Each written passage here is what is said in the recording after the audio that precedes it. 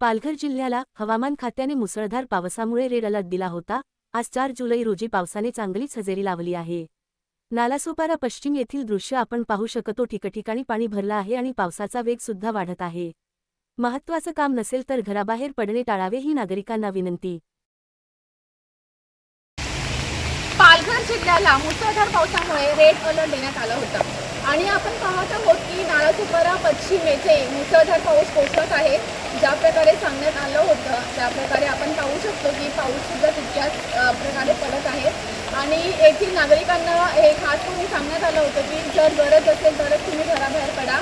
आपण पाहू शकतो की येथील नागरिक ही सूचना पाळत आहेत आणि मी सुद्धा तुम्हाला नक्की विनंती करेन की जर काही महत्त्वाचं काम नसेल तर घराबाहेर पडणं टाळा। आपल्या सुरक्षेची काळजी घ्या। कॅमेरामॅन देखील सोबत